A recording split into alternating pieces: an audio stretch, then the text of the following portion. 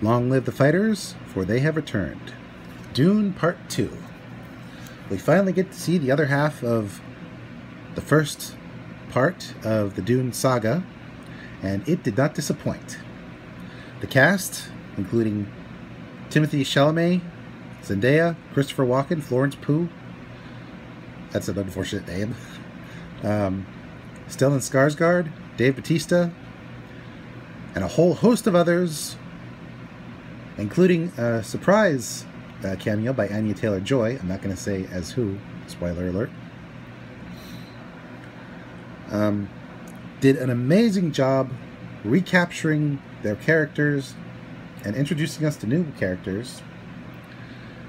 And their portrayal was as if they were on a knife's edge.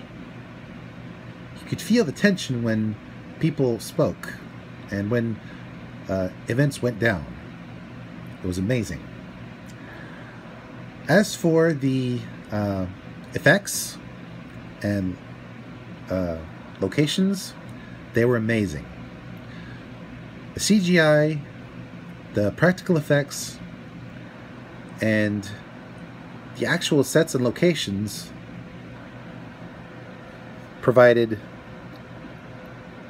a believable look into this fantastical world.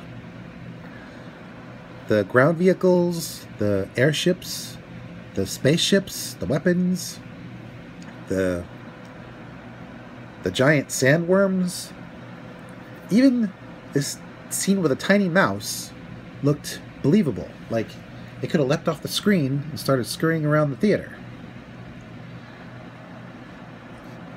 The whole setup was made to truly capture the reality of this universe. Far better than the David Lynch film or even the sci-fi miniseries. Oh, quick special note on Skarsgård's character. While my favorite version of Baron Harkonnen is always going to be from the miniseries, because the actor gave the character such personality, and my least favorite is the really gross-looking guy from the film, the first film, the original film. I think Skarsgård gave a good balance of repulsive, intimidating, and at the same time, charming. You could tell that he was quite the charmer in his past life, but now he's more like a human hut. Things happen around him, and while he can still intimidate, he's a coward at heart. So yeah, I really hope he comes back for potential sequels in the form that he took in the miniseries. As for the length of the film, that was a little annoying because you really need bathroom breaks for this film. It's long, just like the previous film was long. And the miniseries, well, that had commercials and different nights for it to be premiered. But other than that, I think the storytelling was halfway decent. You didn't feel like you were needlessly getting information, and various scenes were spaced out accordingly in order to keep your attention.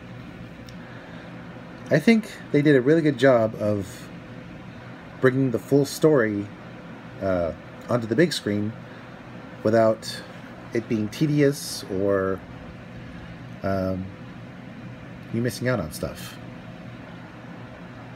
The music was a bit subdued. I kind of prefer the music from the original movie, but the music we did get here felt like something that would come from a planet like Dune. So, cheers for that.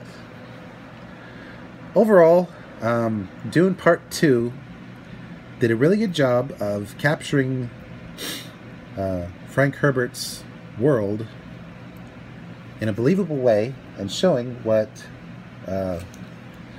religious or political extremism can do and what faith can do if it's being used as a tool for both good and ill. I do hope we get to see this cast come back for Dune Messiah and Children of Dune in the future. Until then, this is Mr. J signing out and reminding you we have to have desert power or else the spice won't flow. And never trust an albino who's bald. Especially when it comes from the Harkonnen home planet.